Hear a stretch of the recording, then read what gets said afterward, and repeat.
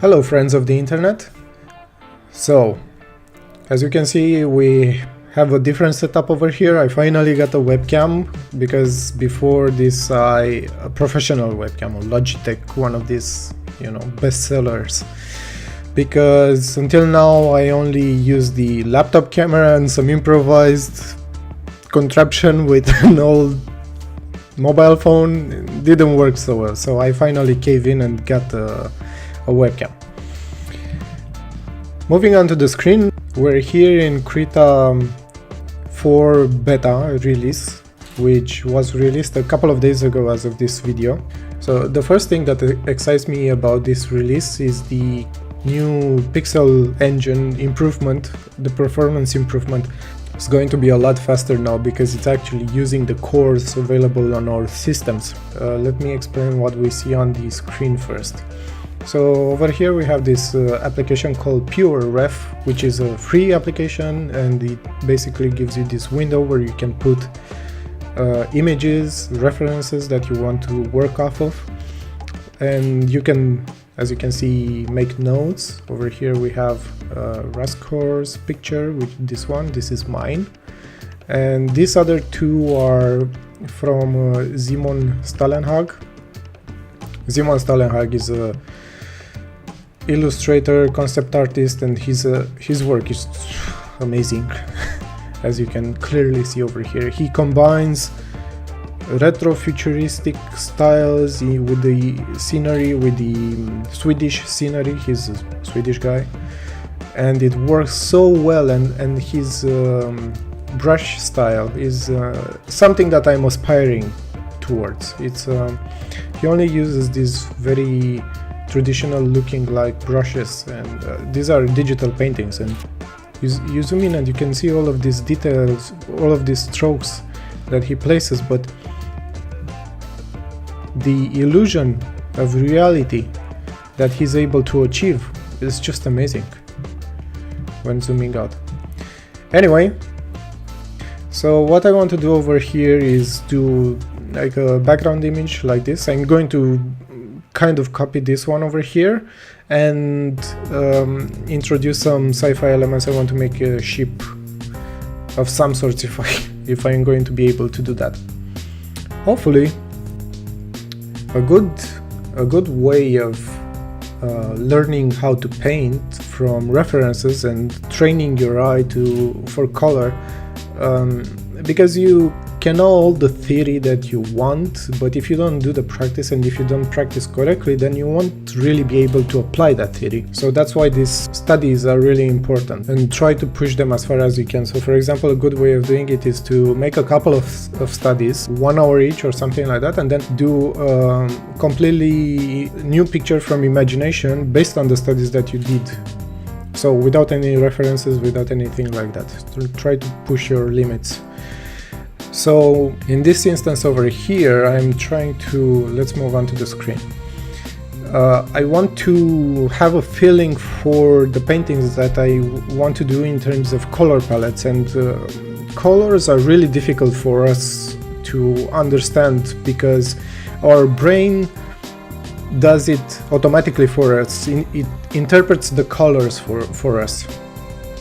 Before starting the painting process, I like to take about 5 minutes and look through my painting with a color selector, and I have over here this, if I press S, I'm not sure if I created the shortcut myself or if this is the default shortcut in PureRef anymore, but I press S, and while I keep pressing S, I also click the mouse and move it around, and I can see this color selector, and unfortunately it doesn't have the color wheel. That would have been really good, but in case I'm not confident in the color that I see even with the color selector, I can copy this, move to Krita, open the color editor or the color picker color selector panel, and then I paste the hexadecimal value over here, press OK, and I have it here, and I can see the values and so on.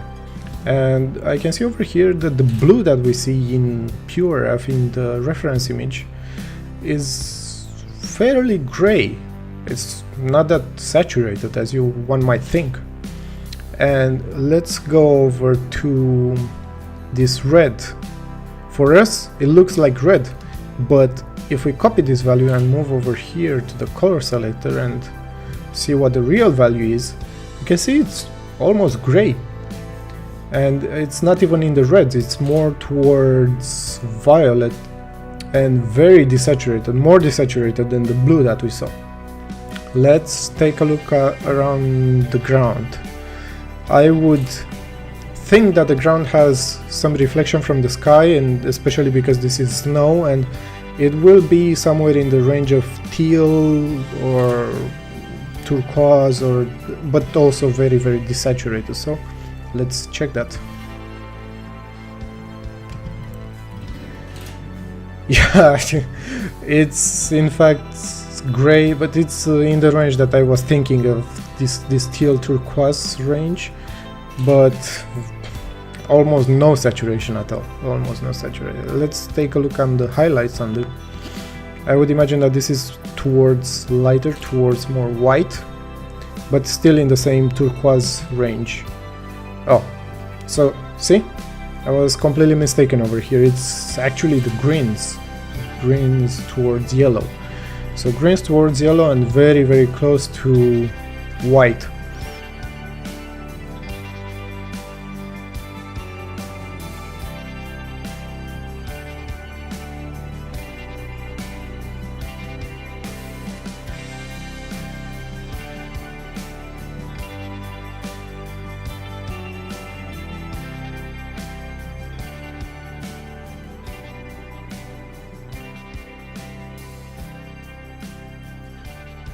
And on top of this we are going to sprinkle those details of vegetation, grass or dead grass or whatever that is. But before, let's add some shape for a mothership of some sort.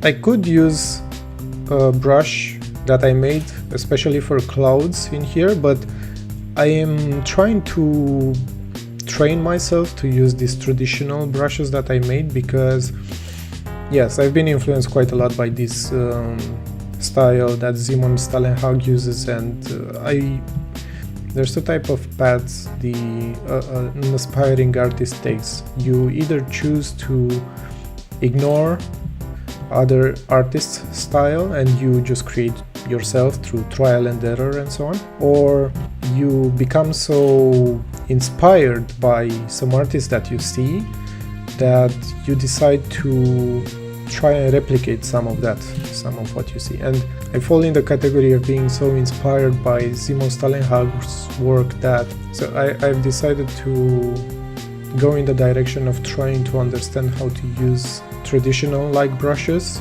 90% of the time if possible, to create the illusion of reality instead of using fancy brushes that give you ready-made textures or ready-made. Even though in my brush presets that I provide online for download for free, I do have quite a lot of helpful brushes, texture brushes. I was in search of a style and I've tried many different styles, Sinix, Aaron Blaise, Sergey Kolesov and so on, and I've been really amazed by what people can do with certain types of brushes, and it gave a reason for creating this diversity. So the picture is definitely not looking like the one in the... And I think right now it's a good time to take a minute and look at the differences between the two of them and try to understand why they don't look the same. And this is all got to do with the color choices that I made. So for example, for the clouds, I can spot right now as I make a break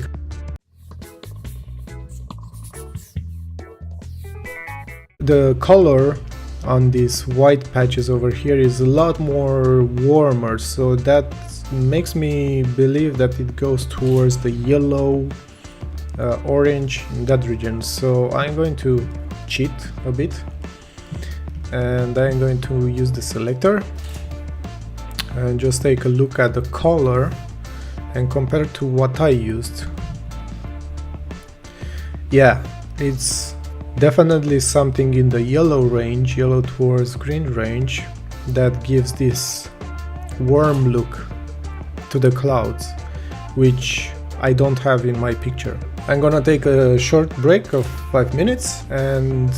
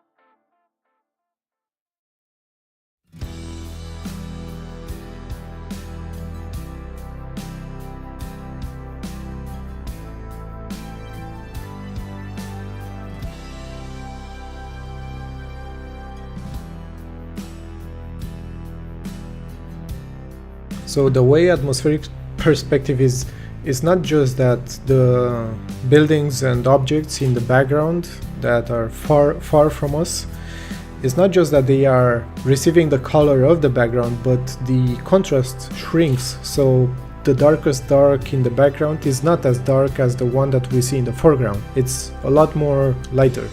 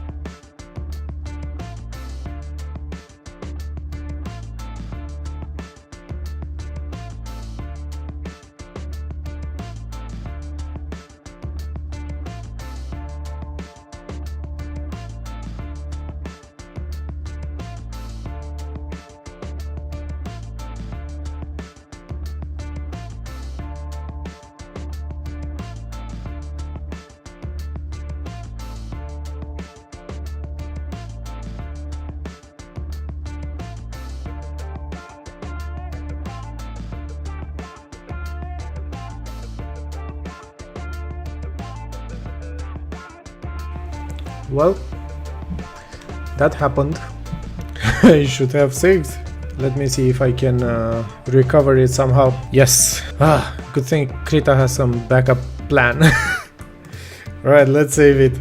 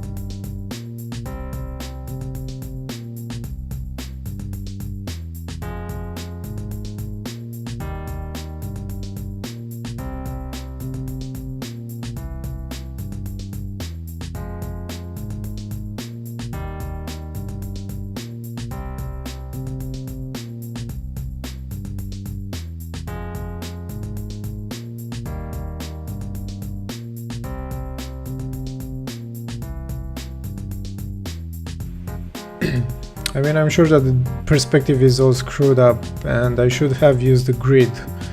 I mean, what can you do now? Other than just struggle with fixing some of it. So I'm just gonna leave it alone at this stage. Right, I think I'm officially done with the study and I'm hungry, so I'm gonna head for some grub and I hope you enjoyed something. Alright guys, see you around. Help me spread my channel to the ends of the universe because of tips on free open source software, especially digital painting. And you know, if you like what you see, please help me out with a subscription, a like, and some shares on the social medias and so on. Thank you so much for coming and I hope to see you next time.